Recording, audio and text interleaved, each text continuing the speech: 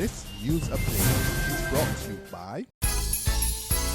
It's the most wonderful Christmas with Flow, with 5 ways to win $50,000. Just activate any prepaid or postpaid plan, top up $15 or more, pay your bill on time and in full, or sign up for the best in entertainment with Flow TV. That's 5 wonderful ways to win $50,000 from Flow. All this and much more from Flow this wonderful Christmas. Visit us in-store today. It's the most wonderful time of the year.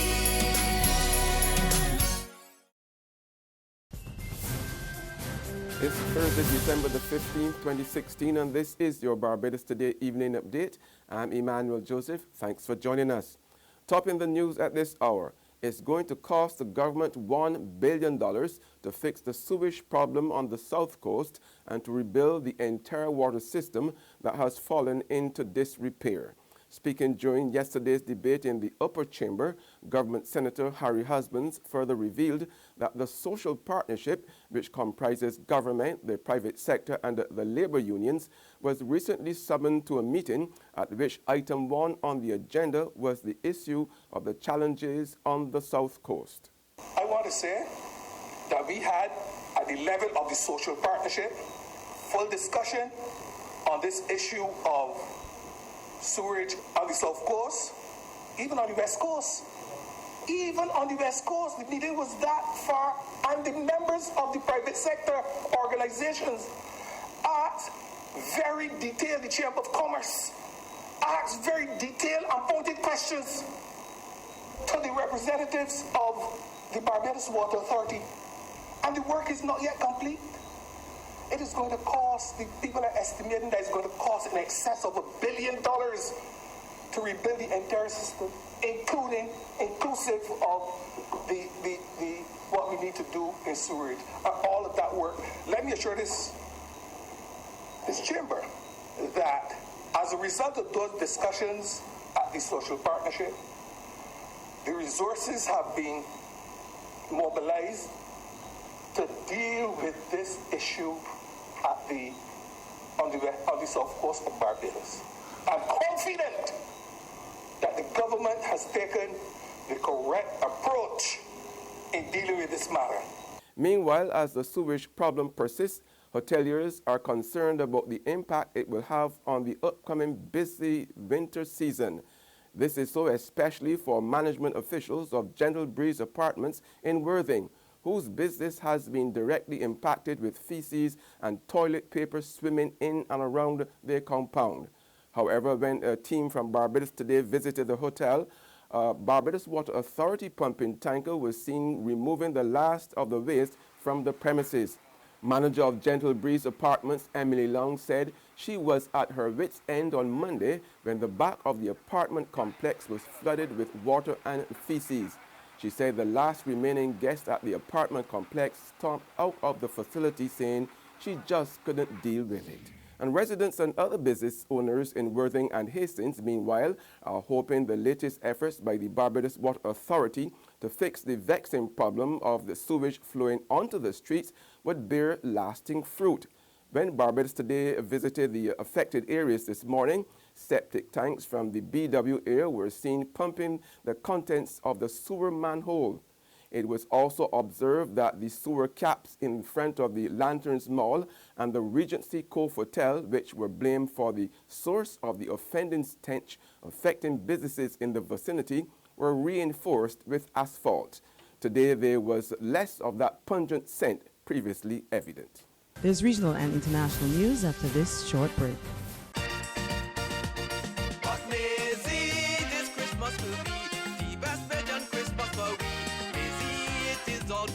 Republic Bank just like Santa Claus. Maisie fix up the kitchen and a new TV we get in. A special time to commemorate. Republic will help you celebrate.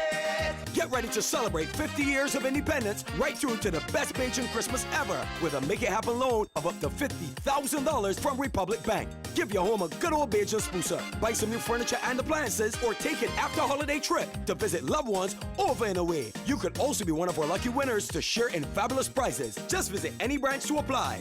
Go to republicbarbados.com or call us at 227-2700. We're also available via Skype and FaceTime. Special conditions apply. If Bajan style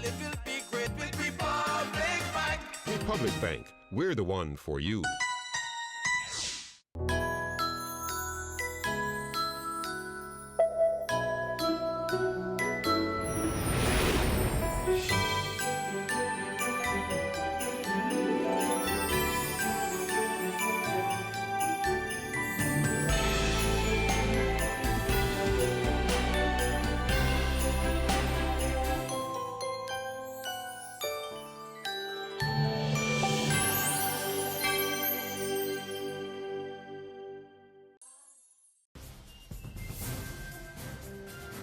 Welcome back with news from the region now. Guyana's Minister of Social Protection, Viola Lawrence, is fully supporting the motion that domestic violence perpetrators should be prosecuted even when victims fail to show up in court to testify. In recent times, several domestic violence cases were thrown out of the courts because victims were either scared to testify or simply withdrew their initial testimony. Some witnesses were also fearful of presenting information vital for the successful prosecution of perpetrators. Reputable personalities have added their voices to this issue and are calling for guilty persons to face the brunt of the law, even when victims withdraw. On Wednesday, Nightly News questioned whether Minister of Social Protection Viola Lawrence concurred with this line of thinking. Yes, it is something that I would support, because many times the abuser, they are in a weaker position, and the person who is abused is in a weaker position and the abuser is in a position of strength.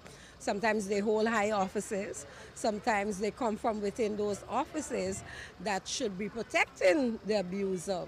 The minister said no person should commit acts of domestic violence and get off the hook easily. And on the international scene, residents of a Texas city have been warned by officials not to drink or bathe in the tap water because of a chemical contamination.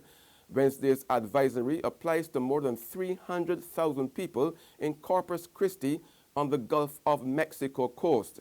Officials say that boiling, freezing, filtering, adding chlorine or other disinfectants, or letting the water stand will not make the water safe. Corpus Christi is not the only U.S. city to have suffered from tainted drinking water in recent years. The biggest scandal is ongoing in Flint, Michigan, where officials polluted the water with lead after switching sources from Lake Huron to the Flint River. The birthplace of General Motors, Flint, Michigan is now a symbol of industrial decline, with high poverty and crime rates. And now a new danger. It's water. Melissa Mays, once a healthy mother of three, blames her family's recent health problems on the city's water.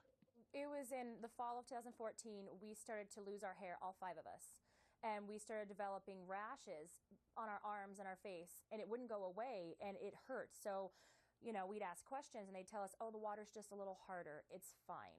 Hey, guys, I want you to come in here and get some water. But it was far from fine. Her children's blood tests revealed high exposure to lead. So how did Flint's water supply become contaminated? To save money, the city stopped pumping water from Detroit and started pumping it from the Flint River. The problem is it's a lot more corrosive, damaging Flint's aging pipes and leaching lead into its water supply. That's news, but for the very latest, visit our website at www.barbadostoday.bb. Also subscribe to our e-paper, email updates, and like us on Facebook. We are also on Izumi Media in bus terminals or screenplay at supermarkets and gas stations near you, as well as Channel 99 on Flow TV and Mix 96.9 FM. I'm Emmanuel Joseph. Have a fantastic evening.